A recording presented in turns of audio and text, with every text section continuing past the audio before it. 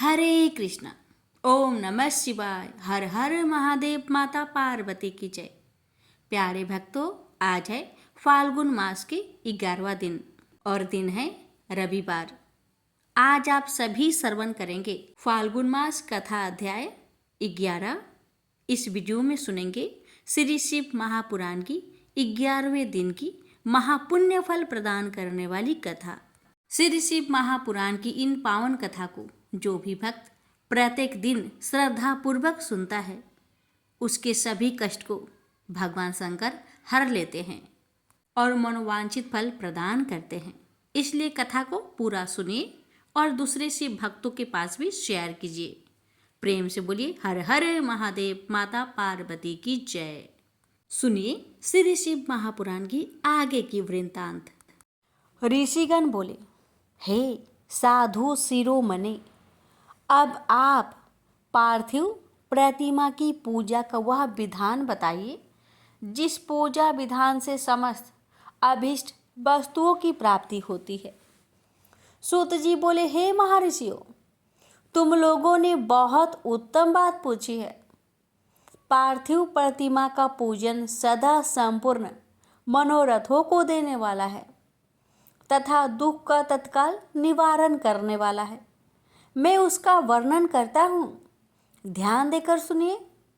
हे देजो, यह पूजा अकाल मृत्यु को हरने वाली तथा काल और मृत्यु का भी नाश करने वाली है। यह शीघ्र ही स्त्री, पुत्र और धन धान्य को प्रदान करने वाली है। इसलिए पृथ्वी आदि की बनी हुई देव प्रतिमाओं की पूजा इस भूतल पर अभिष्टदायक मानी गई है। निश्चय ही इसमें पुरुषों का और स्त्रियों का भी अधिकार है। नदी, पोखरे अथवा कुएं में प्रवेश करने के पानी के भीतर से मिट्टी ले आए, तत्पश्चात गंध चूर्ण के द्वारा उसका संशोधन करके शुद्ध मंडप में रखकर उसे महीन बनाए तथा हाथ से प्रतिमा बनाए और दूध से उसका सम्यक संस्कार करे। उस प्रतिमा में अंग प्रत्यंग अच्छी तरह प्रकट हुए हो तथा वह सब प्रकार के अस्त्र शस्त्रों से संपन्न बनाई गई हो। तदंतर उसे पद्म आसन पर स्थापित करके आदर पूर्वक उसका पूजन करे। गणेश, सूर्य, विष्णु, दुर्गा और शिवजी की प्रतिमा का एवं शिवजी के शिवलिंग का द्विज को सदा पूजन करना चाहिए। पूजन जनित फल की सिद्धि के लिए 16 उपचारों द्वारा पूजन करना चाहिए। पुष्प से प्रोक्षण और मंत्र पाठ पूर्वक अभिषेक करे। अगहन के चावल से नैवेद्य तैयार करे। सारा नैवेद्य एक कुंडव लगभग पाव भर होना चाहिए। घर में पार्थिव पूजन के लिए एक कुंडव और बाहर किसी मनुष्य द्वारा स्थापित शिवलिंग के पूजन के लिए एक प्रस्थ शेर भर नैवेद्य तैयार करना आवश्यक है, ऐसा जानना चाहिए। देवताओं द्वारा स्थापित शिवलिंग के लिए 3 शेर नैवेद्य अर्पित करना उचित है और स्वयं प्रकट हुए लिंग के लिए 5 शेर। ऐसा करने से पूर्ण फल की प्राप्ति समझनी चाहिए। इसे 2 गुना या 3 गुना करने पर और अधिक फल प्राप्त होता है। इस प्रकार सहस्त्र बार पूजन करने से द्विज सत्यलोक को प्राप्त कर लेता है। 12 अंगुल चौड़ा, इससे दूना और 1 अंगुल अधिक अर्थात 25 अंगुल लंबा तथा 15 अंगुल ऊंचा जो लोहे या लकड़ी का बना हुआ पात्र होता है, उसे विद्वान पुरुष शिव कहते हैं। उसका 8वां भाग प्रस्थ कहलाता है, जो 4 कुंडों के बराबर माना गया है। मनुष्य द्वारा स्थापित शिवलिंग के लिए 10 प्रस्थ, ऋषियों द्वारा स्थापित शिवलिंग के लिए 100 प्रस्थ और स्वयंभू शिवलिंग के लिए 1 सहस्त्र प्रस्थ नैवेद्य निवेदन किया जाए तथा जल, तेल आदि एवं गंध द्रव की भी यथा योग्य मात्रा रखी जाए तो यह उन शिवलिंगों की महापूजा बताई जाती है।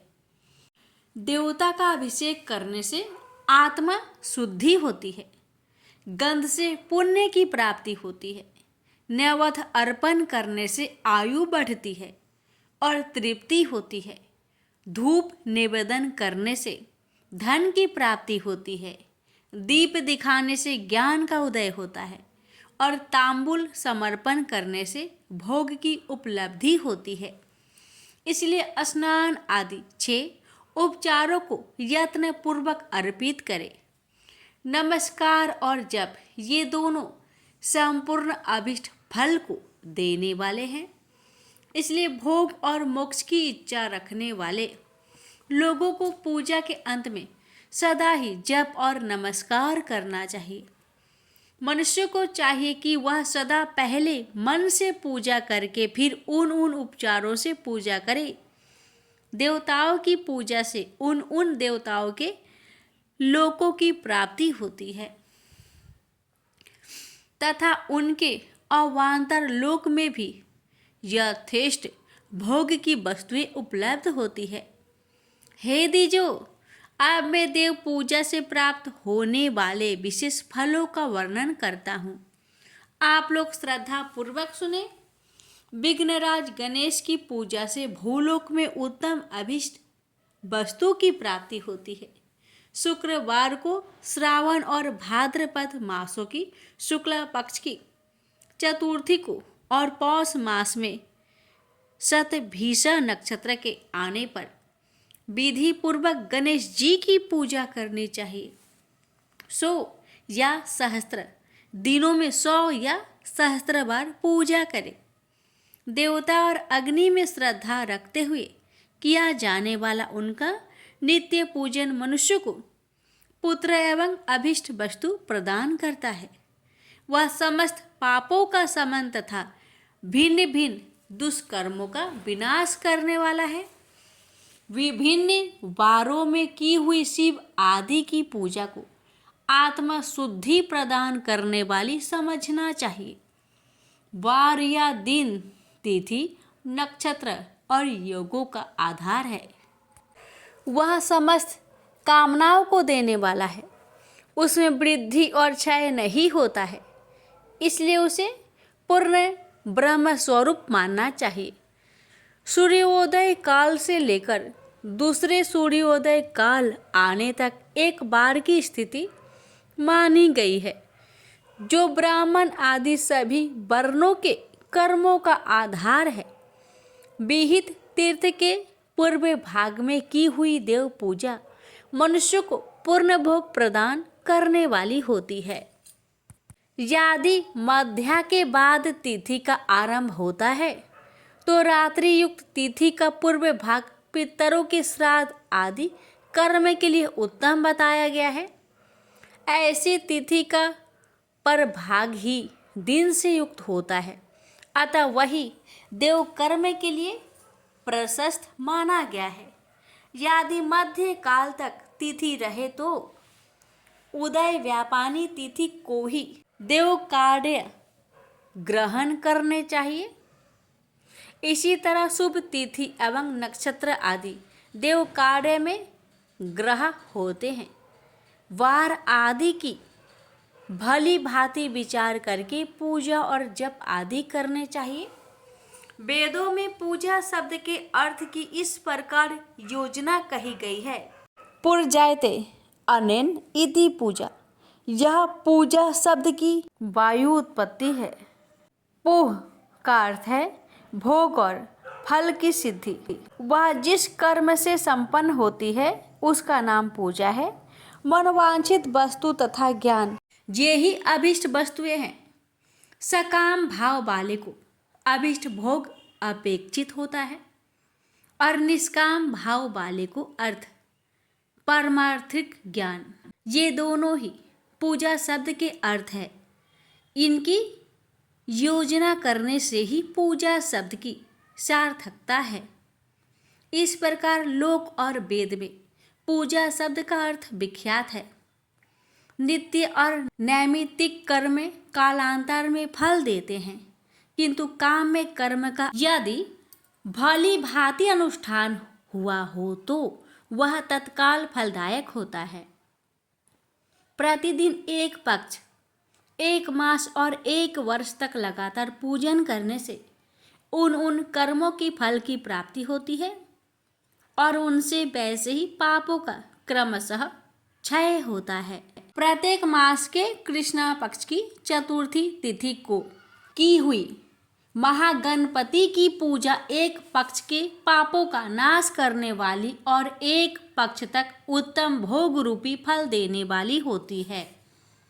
चैत्र मास में चतुर्थी को की हुई पूजा एक मास तक किए गए पूजन का फल देने वाली होती है और जब सूर्य सिंह राशि पर स्थित हो उस समय भाद्रपद मास की चतुर्थी को की हुई गणेश जी की पूजा को एक वर्ष तक मनवांचित भोग प्रदान करने वाली जानना चाहिए। श्रावण मास के रविवार को हस्त नक्षत्र से युक्त सप्तमी तिथि को तथा माघ शुक्ल सप्तमी को भगवान सूर्य का पूजन करना चाहिए। ज्येष्ठ तथा भाद्रपद मासों के बुधवार को श्रवण नक्षत्र युक्त द्वादशी तिथि को तथा केवल द्वादशी को भी किया गया भगवान विष्णु का पूजन अभिष्ट संपत्ति को देने वाला माना गया है। श्रावण मास में की जाने वाली श्री हरि की पूजा अभिष्ट मनोरथ और आरोग्य प्रदान करने वाली होती है। अंगों एवं उपकरणों सहित पूर्वोक्त गौ आदि 12 वस्तुओं का दान करने से जिस फल की प्राप्ति होती है उसी को द्वादशी तिथि में आराधना द्वारा श्री विष्णु जी की तृप्ति करके मनुष्य प्राप्त कर लेता है। जो द्वादशी तिथि को भगवान विष्णु के 12 नामों द्वारा 12 ब्राह्मणों का षोडशोपचार पूजन करता है वह उनकी प्रसन्नता प्राप्त कर लेता है। इस प्रकार संपूर्ण देवताओं के विभिन्न 12 नामों द्वारा 12 ब्राह्मणों का किया हुआ पूजन उन देवताओं को प्रसन्न करने वाला होता है। ऐश्वर्य की इच्छा रखने वाले पुरुष को कर्क की संक्रांति से युक्त श्रावण मास में 9वीं तिथि को मृगशीरा नक्षत्र के योग में संपूर्ण मनोवांछित भोगों और फलों को देने वाली अंबिका का पूजन करना चाहिए। आश्विन मास के शुक्ला पक्ष की 9वीं तिथि संपूर्ण अभिष्ट फलों को देने वाली है। उसी मास के कृष्णा पक्ष की चतुर्दशी को यदि रविवार पड़ा हो तो उस दिन का महत्व विशेष बढ़ जाता है। उसके साथ ही यदि आर्द्रा और महार्द्रा सूर्य संक्रांति से युक्त आर्द्रा का योग हो तो उक्त अवसर पर की हुई शिव पूजा का विशेष महत्व माना गया है। माघ कृष्णा चतुर्दशी को शिव जी की हुई पूजा संपूर्ण अभिष्ट फलों को देने वाली है। वह मनुष्य की आयु बढ़ाती है, मृत्यु को दूर हटाती है और समस्त सिद्धियों की प्राप्ति कराती है। ज्येष्ठ मास में चतुर्दशी को यदि महादर का योग हो अथवा मार्गशीर्ष मास में किसी भी तिथि को यदि आर्द्रा नक्षत्र हो तो उस अवसर पर विभिन्न वस्तुओं की बनी हुई मूर्ति के रूप में शिव जी की जो 16 उपचारों से पूजा करता है उस पुण्य आत्मा के चरणों का दर्शन करना चाहिए। भगवान शिव की पूजा मनुष्य को भोग और मोक्ष देने वाली है, ऐसा जानना चाहिए। कार्तिक मास में प्रत्येक बार और तिथि आदि में देव पूजा का विशेष महत्व है। कार्तिक मास आने पर विद्वान पुरुष दान तप होम जप और नियम आदि के द्वारा समस्त देवताओं का षोडशोपचार से पूजन करे। उस पूजन में देव प्रतिमा ब्राह्मण तथा मंत्रों का उपयोग आवश्यक है। ब्राह्मणों को भोजन कराने से वह पूजन कर्म संपन्न होता है। पूजक को चाहिए कि वह कामनाओं को त्याग कर पीड़ा रहित शांत हो देव आराधना में तत्पर रहे। कार्तिक मास में देवताओं का यजन पूजन समस्त भोगों को देने वाला होता है। यह व्याधियों को हर लेने वाला और भूतों तथा ग्रहों का विनाश भी करने वाला है। कार्तिक मास के रविवार को भगवान सूर्य की पूजा करने और तेल तथा कपास का दान करने से मनुष्य के कोढ़ आदि रोगों का नाश होता है।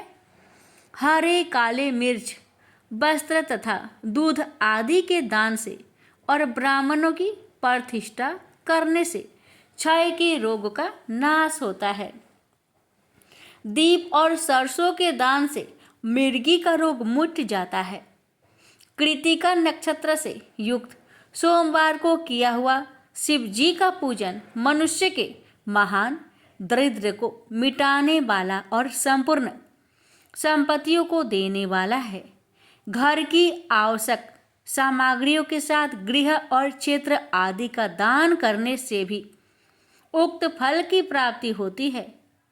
कृतिका युक्त मंगलवार को श्री स्कंद का पूजन करने से तथा दीपक एवं घंटा आदि का दान देने से मनुष्य को शीघ्र ही वाक सिद्धि प्राप्त हो जाती है। कृतिका युक्त बुधवार को किया हुआ श्री विष्णु का यजन तथा दही भात का दान मनुष्य को उत्तम संतान की प्राप्ति कराने वाला होता है। कृतिका युक्त गुरुवार को धन से ब्रह्मा जी का पूजन तथा मधु सोना और घी का दान करने से मनुष्य की भोग वैभव की वृद्धि होती है। कृतिका युक्त शुक्रवार को गजानन गणेश जी की पूजन करने से तथा गंध पुष्प एवं अन्न का दान देने से मानवों के सुख भोगने योग्य पदार्थों की वृद्धि होती है। उस दिन सोना चांदी आदि का दान करने से बंध्या को भी उत्तम पुत्र की प्राप्ति होती है। कृतिका युक्त शनिवार को दीपावली को वंदना दिग्गजों नागों सेतु पालकों का पूजन और त्रिनेत्रधारी रुद्र तथा पापहारी विष्णु जी का पूजन ज्ञान की प्राप्ति कराने वाला है।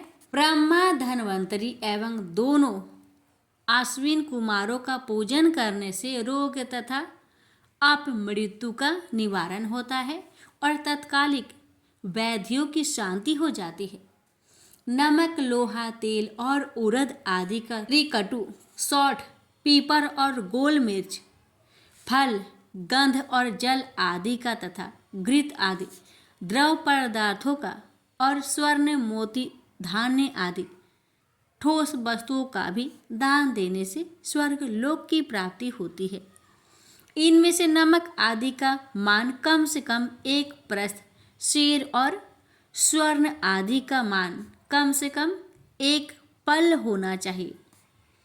धनु की संक्रांति से युक्त पौष मास में उषा काल में शिव आदि समस्त देवताओं का पूजन क्रमशः समस्त सिद्धियों की प्राप्ति कराने वाला होता है। इस पूजन में अगहन के चावल से तैयार किए हुए हविष्यान नैवेद्य उत्तम बताया गया है। पौष मास में नाना प्रकार के अन्न का नैवेद्य विशेष महत्व रखता है। मार्गशीर्ष मास में केवल अन्न का दान करने वाले मनुष्य को संपूर्ण अभिष्ट फलों की प्राप्ति हो जाती है। मार्गशीर्ष मास में अन्न का दान करने वाले मनुष्य के सारे पाप नष्ट हो जाते हैं। वह अभिष्ट सिद्धि आरोग्य धर्म वेद का सम्यक ज्ञान उत्तम अनुष्ठान फल इहलोक और परलोक महान भोग तथा अंत में सनातन योग मोक्ष तथा वेदांत ज्ञान की सिद्धि प्राप्त कर लेता है।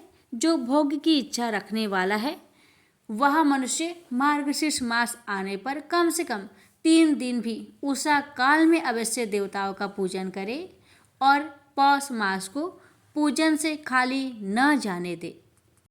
उषा काल से लेकर संगवा काल तक ही पौष मास में पूजन का विशेष महत्व बताया गया है।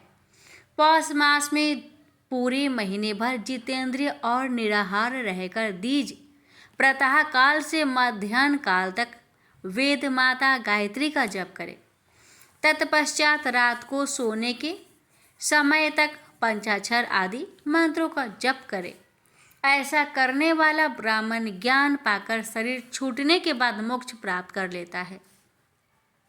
द्विजेतर नर नारियों को त्रिकाल स्नान और पंचाक्षर मंत्रों के ही निरंतर जप से विशुद्ध ज्ञान प्राप्त हो जाता है। इष्ट मंत्रों का सदा जप करने से बड़े पापों का भी नाश हो जाता है। पौष मास में विशेष रूप से महानैवेद्य चढ़ाना चाहिए। यहाँ बताई हुई वस्तुएं 12 की संख्या में समझनी चाहिए। चावल 12 भार, काली मिर्च 12 प्रस्थ, मधु और घृत 12 कुंडव, मूंग 12 ड्रोन, 12 प्रकार के व्यंजन, घी में तले हुए पुए, लड्डू और चावल के मिष्ठान, 12 प्रस्थ, दही और दूध और 12 नारियल आदि फल, 12 सुपारी, कपूर, कत्था और 5 प्रकार के सुगंध द्रव्य से युक्त 36 पत्ते पान से महानैवेद्य बनता है। इस महानैवेद्य को देवताओं को अर्पण करके वर्णानुसार उस देवता के भक्त को दे देना चाहिए। इस प्रकार के औदन नैवेद्य से मनुष्य पृथ्वी पर राष्ट्र का स्वामी होता है। महानैवेद्य के दान से स्वर्ग प्राप्ति होती है। हे द्विज श्रेष्ठो, 1000 महानैवेद्य के दान से सत्य लोक प्राप्त होता है और उस लोक में पूर्ण आयु प्राप्त होती है, एवं 3000 महानैवेद्य के दान से उसके ऊपर के लोकों की प्राप्ति होती है तथा पूर्ण जन्म नहीं होता। 36,000 महानैवेद्य को जन्म नैवेद्य कहा गया है। उतने नैवेद्य का दान महत्वपूर्ण कहलाता है। पूर्ण नैवेद्य ही जन्म नैवेद्य कहा गया है। जन्म नैवेद्य के दान से पूर्ण जन्म नहीं होता। कार्तिक मास में संक्रांति, व्यतिपात, जन्म नक्षत्र, पूर्णिमा आदि किसी पवित्र दिन को जन्म नैवेद्य चढ़ाना चाहिए। संवत्सर के प्रारंभिक दिनों को भी उत्तम जन्म नैवेद्य का अर्पण करना चाहिए। किसी अन्य महीने में भी जन्म नक्षत्र के पूर्ण योग के दिन तथा अधिक पुण्य योग के मिलने पर धीरे धीरे 36,000 महानैवेद्य अर्पण करें। जन्म नैवेद्य के दान से जन्मापर्ण का फल प्राप्त होता है। जन्मापर्ण से प्रसन्न होकर भगवान शंकर अपना सायुज्य प्रदान करते हैं। इसलिए इस जन्म नैवेद्य को शिव को ही अर्पण करना चाहिए। योनि और लिंग रूप में विराजमान शिव जन्म को देने वाले हैं, अतः पूर्ण जन्म की निवृत्ति के लिए जन्म नैवेद्य से शिव की पूजा करनी चाहिए। सारा चराचर जगत बिंदु नाद स्वरूप है। बिंदु शक्ति है और नाद शिव है। इस तरह यह जगत शिव शक्ति स्वरूप ही है। नाद बिंदु का और बिंदु इस जगत का आधार है। ये बिंदु और नाद शक्ति और शिव संपूर्ण जगत के आधार स्वरूप से स्थित है।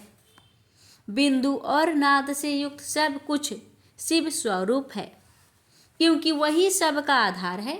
आधार में ही आधेय का समावेश अथवा लय होता है। यही सकलीकरण है। इस सकलीकरण की स्थिति से ही सृष्टि काल में जगत का प्रादुर्भाव होता है। इसमें संचय नहीं है। शिवलिंग बिंदु नाद स्वरूप है, अतः उसे जगत का कारण बताया जाता है। बिंदु देवी है और नाद शिव। इन दोनों का संयुक्त रूप ही शिवलिंग कहलाता है। अतः जन्म के संकट से छुटकारा पाने के लिए शिवलिंग की पूजा करनी चाहिए। बिंदु रूपा देवी उमा माता है और नाद स्वरूप भगवान शिव पिता। इन माता पिता के पूजित होने से परमानंद की प्राप्ति होती है। अतः परमानंद का लाभ लेने के लिए शिवलिंग का विशेष रूप से पूजन करें। वे देवी उमा जगत की माता है और भगवान शिव जगत के पिता। जो इनकी सेवा करता है उस पुत्र पर इन दोनों माता पिता की कृपा नित्य अधिक बढ़ती रहती है। वे पूजकर कृपा करके उसे अपना आंतरिक ऐश्वर्य प्रदान करते हैं। अतः हे मुनीश्वरों, आंतरिक आमदनी के प्राप्ति के लिए शिवलिंग को माता पिता स्वरूप मानकर उसकी पूजा करनी चाहिए। भर्ग शिव पुरुष रूप है और भर्गा शिवा अथवा शक्ति प्राकृति कहलाती है। अव्यक्त आंतरिक अधिष्ठान रूप गर्भ को पुरुष कहते हैं और सुयुक्त आंतरिक अधिष्ठानभूत गर्भ को प्रकृति पुरुष आदि गर्भ है। वह प्रकृति रूप गर्भ से युक्त होने के कारण गर्भवान है, क्योंकि वही प्रकृति का जनक है। प्रकृति में जो पुरुष का संयोग होता है, यही पुरुष से उसका प्रथम जन्म कहलाता है।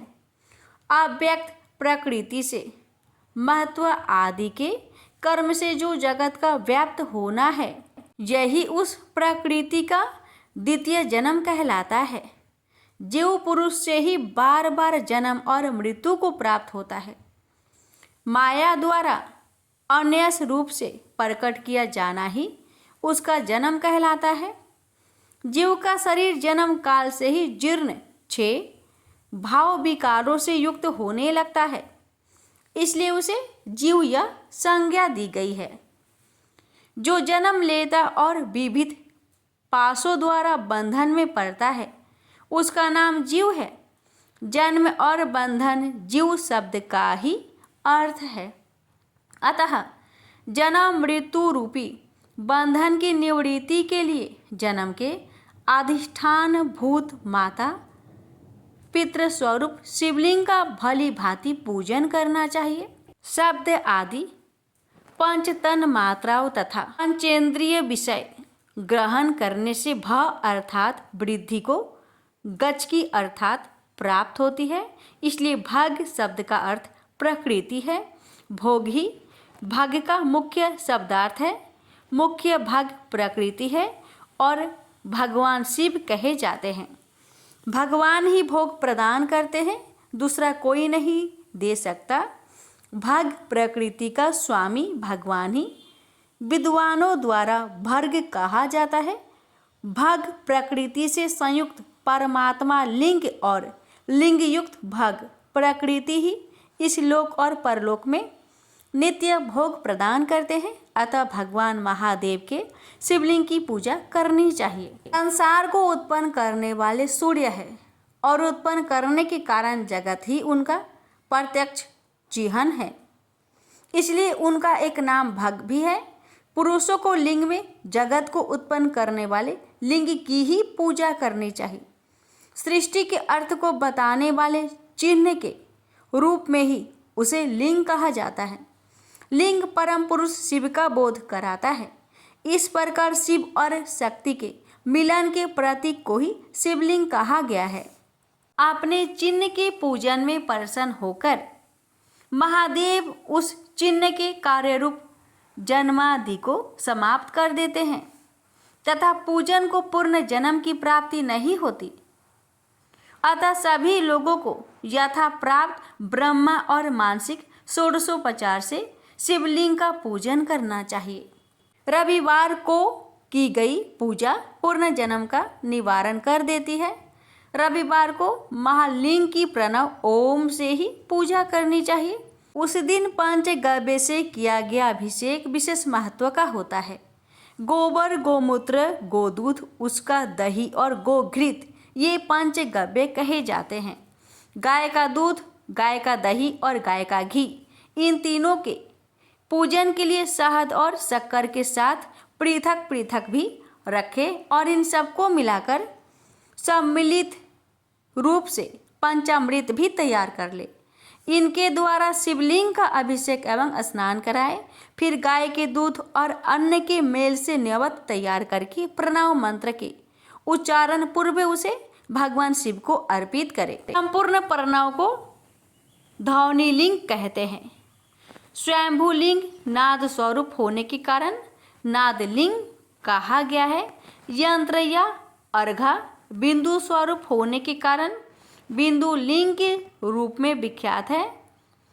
उसमें अचल रूप से प्रतिष्ठित जो शिवलिंग है वह मकर स्वरूप है, इसलिए मकर लिंग कहलाता है। सवारी निकलने आदि के लिए जो चारलिंग होता है वह उकार स्वरूप होने से ओंकार लिंग कहा गया है तथा पूजा की दीक्षा देने वाले जो गुरु या आचार्य हैं उनका विग्रह आकार का प्रतीक होने से आकार लिंग माना गया है। इस प्रकार प्रणव में प्रतिष्ठित आकार, उकार, मकार, बिंदु, नाद और ध्वनि के रूप में लिंग के 6 भेद हैं।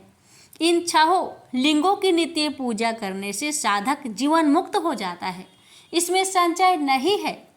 भक्ति पूर्वक की गई शिव पूजा मनुष्य को पूर्ण जन्म से छुटकारा दिलाती है। रुद्राक्ष धारण से 1/4 विभूति, भस्म धारण से आधा, मंत्र जप से 3/4 और पूजा से पूर्ण फल प्राप्त होता है। शिवलिंग और शिव भक्ति की पूजा करके मनुष्य मोक्ष प्राप्त करता है। हे द्विजों, जो इस अध्याय को ध्यान पूर्वक पढ़ता सुनता है उसकी शिव भक्ति सुदृढ़ होकर बढ़ती रहती है। प्रेम से बोलिए हर हर महादेव। प्यारे भक्तों, श्री शिव महापुराण की इस पावन कथा का समापन कर रहे हैं और इसकी आगे की कथा कल के वीडियो में अवश्य सुनिएगा। प्रेम से बोलिए हर हर महादेव। प्यारे भक्तों, आज रविवार का दिन है, इसलिए अब मैं आपको सुनाने जा रही हूँ रविवार सूर्य नारायण की व्रत कथा। यह बात उस समय की है जब देवलोक के शिल्पकार विश्वकर्मा भगवान की एक पुत्री थी। उसका नाम था संज्ञा। वह दिन भर तपती धूप में खेला करती थी। सूर्य की तेज किरणों से जैसे उस पर कोई असर ही नहीं होता था। संज्ञा जब बड़ी हुई तो एक दिन विश्वकर्मा और उसकी पत्नी ने संज्ञा को बड़े मुग्ध भाव से सूर्य को निहारते देखा। यह देख विश्वकर्मा बोले, देवी, ऐसा लगता है हमारी बेटी सूर्य पर मोहित हो गई है। देख रही हो कितने मुग्ध भाव से सूर्य की ओर ताके जा रही है। मुझे भी ऐसा ही लगता है हे स्वामी। विश्वकर्मा की पत्नी ने कहा। सूर्य के सौंदर्य के प्रति संज्ञा का आकर्षक उसकी आयु के साथ बढ़ता ही गया। एक दिन विश्वकर्मा उसे अपने साथ हाथी पर बैठाकर सैर करने को निकले। अपनी पुत्री को सूर्य की ओर निहारते देख उन्होंने पूछ लिया, बेटी, अब तुम छोटी नहीं रही। मैं सोचता हूं जल्दी ही तुम्हारा ब्याह कर दूं। बताओ बेटी, बताओ, किस देव को तुम चाहती हो? बताओ, मैं तुम्हारा विवाह उसी देव के साथ करूंगा जिसको तुम चाहती हो। बेटी कहने लगी, पिताजी, आकाश में सूर्य से बढ़कर कोई तेजस्वी नहीं है। संज्ञा की बात सुनकर विश्वकर्मा ने कहा, बेटी, ठीक है, हम तुम्हारा शादी सूर्य से ही करा देते हैं। अब विश्वकर्मा अपनी पुत्री को लेकर सूर्य के पास पहुंच गए। उन्होंने अपनी पुत्री की इच्छा सूर्य देव को बताई तो सूर्य देव ने उनका प्रस्ताव सहर्ष स्वीकार कर लिया और बोले, आपकी पुत्री मेरे साथ विवाह करना चाहती है, यह मेरे लिए सौभाग्य की बात है। पर अपनी बेटी से पूछ तो लीजिए कि वह मेरा ताप सहन कर पाएगी या नहीं। विश्वकर्मा ने संज्ञा को एक और ले गए और पूछा, बेटी, सूर्यदेव का उत्तर तुमने सुन लिया, अब बताओ तुम उनका ताप सहन कर लोगी? हर ऋतु का ताप उनका अलग अलग होता है। अब तुम बताओ, क्या सह पाओगी? संज्ञा ने कहा, पिताजी, हाँ, मैं सह पाऊंगी। अब विश्वकर्मा ने कुछ ही दिन बाद संज्ञा का विवाह सूर्य देव के साथ करा दिए। संज्ञा सूर्य देव के साथ उनके लोक चली गई। अब तो संज्ञा सूर्य देव के साथ सुख पूर्वक रहने लगी। फिर उनके वहां एक पुत्र पैदा हुआ जिसका नाम रखा गया मनु। अनेक ऋषि मुनि बालक को आशीर्वाद देने आए। यह बालक ज्ञानियों में भी ज्ञानी होगा। ऋषियों ने भविष्यवाणी की। आशीर्वाद सच निकला। जब वह कुछ बड़ा हुआ तो ऋषि मुनियों से शिक्षा ग्रहण करने लगा। सूर्यदेव और संज्ञा को अपने बेटे पर बड़ा गर्व था। वे बहुत ही प्रेम से अपने बेटे का लालन पालन करते थे। अनाचार एक बार ग्रीष्म ऋतु में सूर्य की किरणें बहुत ही प्रखर हो गई। उनका तेज अपने चरम सीमा पर जा पहुंचा। संज्ञा की चमड़ी रसने लगी। सूर्यदेव ने उसे अपने पास बुलाया तो वह अपनी आंखों पर हाथ रखकर उनके पास पहुंची। सूर्यदेव बोले, संज्ञा मेरी ओर देखो। तुमने अपनी आंखें क्यों ढक ली? नेत्र खोलो और मेरी ओर देखो। मैं तुम्हारा पति हूँ। संज्ञा बोली, स्वामी आपके ताप से मेरी आंखें खुल नहीं पा रही है। संज्ञा की बात सुन सूर्यदेव ने कहा, इसका अर्थ तो ये हुआ कि तुम मुझे अपने से दूर कर रही हो। विवाह के पूर्व मैंने तुमसे पूछा भी था कि क्या मेरा ताप सहन कर पाओगी। तुम्हारी सहमति पाकर ही मैंने तुम्हारे साथ विवाह करना स्वीकार किया था, लेकिन अब तुम अपने वचन से मुकर रही हो। सूर्यदेव क्रोधित होकर कहने लगे। संज्ञा बोली, हे स्वामी इसमें मेरा दोष नहीं, आपका ताप ही प्रखर है।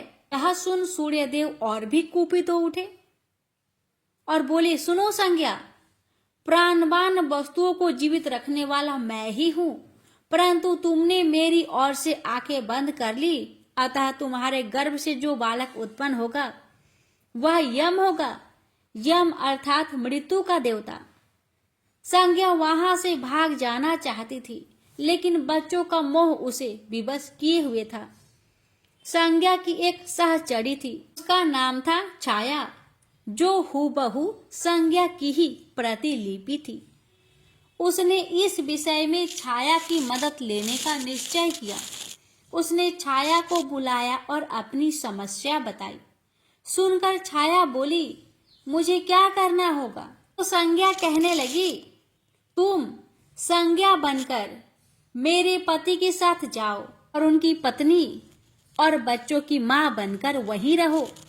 फिर छाया ने कहा, अगर उन्होंने मुझसे पूछताछ की तो मैं क्या कहूंगी?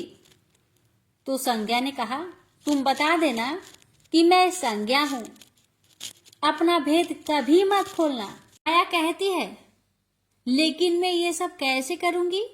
और करूंगी तो मेरी एक शर्त भी है कि अगर कभी सूर्यदेव मुझ पर बिगड़े या फिर श्राप देने लगे तो मैं सारा भेद खोल दूंगी।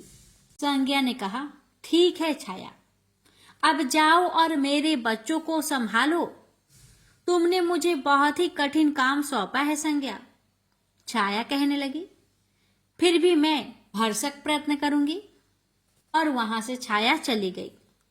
उसके जाने के बाद संज्ञा सोचने लगी, मैं मायके जाती हूँ, माँ और पिताजी मुझे देखकर बहुत प्रसन्न होंगे। मैं कुछ समय वहां रहूंगी, परंतु पिताजी तो कहेंगे, स्त्री की शोभा पति के घर में रहने में ही है। ऐसे ही विचारों में उलझी बेचारी संज्ञा मायके को चल पड़ी। रास्ते में उसके मस्तिष्क में उलझने टकराने लगी। वह सोचने लगी, पिताजी जब मुझे लौट जाने को कहेंगे तब मैं क्या करूंगी? तब मैं जंगल में चली जाऊंगी। इसी सोच विचार के साथ संज्ञा अपने मायके पहुंच गई। पिता ने उसका बड़ा सत्कार किया। बोले, आओ बेटी आओ, सब कुशल मंगल तो है? तो संज्ञा बोली, नहीं पिताजी नहीं, आपने ठीक ही कहा था। ग्रीष्म ऋतु में मैं सूर्य देव के ताप सहन नहीं कर सकी। अब तो संज्ञा कुछ दिन अपने पिता के घर में सुख से रही। एक दिन पिता ने उससे कहा, बेटी संज्ञा, तुम्हारे आने से मुझे बड़ा हर्ष हुआ है, मुझे बहुत अच्छा लगा, परंतु विवाह हो जाने के बाद स्त्री को मायके में अधिक दिन तक नहीं ठहरना चाहिए। अब तुम अपने पति के घर जाओ फिर कभी हमसे मिलने आना। तुम मुझे बहुत प्यारी हो, किंतु पति का घर ही स्त्री का घर होता है। यही मैंने सोचा था, संज्ञा मन ही मन बोली। और एक रात चुपचाप पिता का घर छोड़कर वह जंगल में चली गई। वह सोचने लगी, मैं सूर्य के सामने नहीं जा सकती, अतः घोड़ी बन जाती हूँ। उस रूप में मुझे यहाँ कोई पहचान नहीं पाएगा। घोड़ी का रूप धारण कर संज्ञा सूर्य के ताप की शक्ति को कम करने के लिए तपस्या करने लगी। और छाया ने सूर्य के यहाँ जाकर संज्ञा का स्थान ले लिया। सूर्य देव ने उसे संज्ञा ही समझा। वे बोले, तुम लौट आई मेरे यहाँ। तो छाया कहने लगी, क्षमा कर दो स्वामी, मैंने अपनी दुर्बलता को जीत लिया है। छाया बड़े ही खेद स्वर में बोली। सूर्य देव कहने लगे, संज्ञा मैं तो कब का ही तुम्हें क्षमा कर चुका हूँ। अब घर की जिम्मेदारी संभालो, बच्चों का लालन पालन करो। छाया ने कक्ष में लेटे दोनों बच्चों पर निगाह डाली और घर की जिम्मेदारियां संभाल ली। छाया इस घर में सुखी थी। वह प्राय सोचा करती थी कि बेचारी संज्ञा को कितना अच्छा घर त्यागना पड़ा उसे। क्या वह कभी नहीं लौटेगी? समय पाकर छाया को एक पुत्र हुआ। पुत्र पैदा होने के बाद वह कुछ चिंतित रहने लगी। मुझे यह नहीं भूलना चाहिए कि मैं संज्ञा नहीं, छाया हूँ। छाया ने एक पुत्र और पुत्री को जन्म दिया। अब छाया का व्यवहार बदलने लगा। वह अपने बच्चों से तो ज्यादा प्यार करती, लेकिन संज्ञा के बच्चों को तारने और उनके साथ दुर्व्यवहार करने लगी। मनु ने तो बी माता के व्यवहार को नजरअंदाज कर दिया, लेकिन यम को उसका व्यवहार खटकता रहा। माता छाया का यमुना बहन के साथ ऐसा व्यवहार करना उचित नहीं। वह अपने बच्चों के साथ तो कितना अच्छा व्यवहार करती थी। हम भाई बहन से नफरत, एक दिन तो हद ही हो गई। छाया ने यमुना के बाल पकड़े और उसे डंडे से पीटते हुए बोली, कमबख्तो, मरते भी तो नहीं, मर जाओ तो मेरा पीछा छूटे। जब छाया देर तक यमुना को पीटती रही तो यम से न रहा गया।